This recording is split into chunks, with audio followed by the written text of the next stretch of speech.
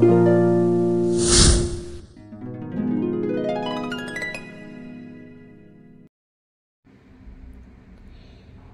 ছুঁড়লে পুকুরে তরঙ্গ লাগবেই, ইন্ধনটা তখন বাইরের।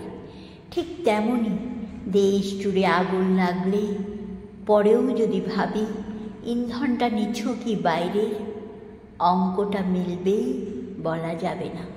কারণ ভূকম্পনের উৎস থাকে ভূগর্ভের অনেক গভীরে, এবং ঠিক তেমনই অনেক আগুনের উৎসও থাকে অন্ধকারে। আমাদের রক্তের ভিতরে ক্ষেত্র প্রস্তুত, সামান্য একটা দেশলাই কাঠির শুধুই অপেক্ষা মাত্র। যতদিন গল্প থাকবে দেবভূমি স্বর্গের, মর্তে থাকবে না মর্তের গল্প। যতদিন তাকিয়ে থাকবো উপর পানে, নিচের পানে চোখ নামাবো না।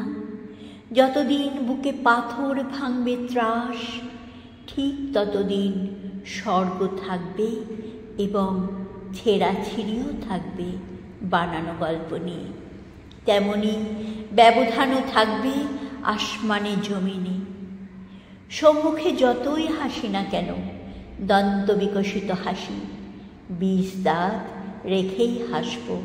গলা ছেড়ে যতই গাই সম্প্রীতির গান, ছাই ভস্যের নিচে আগুনটা ঠিক থাকবেই।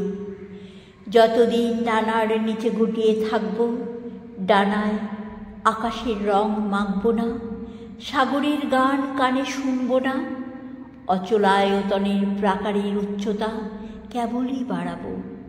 চোখ থাকতেও থাকব অন্ধ হয়ে, কান থাকতেও বধির হয়ে থাকব। ঠিক ততদিন আগুনটাও থাকবে আড়ালে আমাদের মনের হেম রক্তে। যতদিন না আঁচ লাগবে অনেক কান্নার বুকে, যতদিন পাহাড়ের পরে পাহাড় উঠবে, ঠিক ততদিন আগুন নিভবে না। ততদিন তরল লাভার আন্দোলনও থাকবে সবার অগোচরে, মৃত্তিকার অতলান্তিক গভীরে।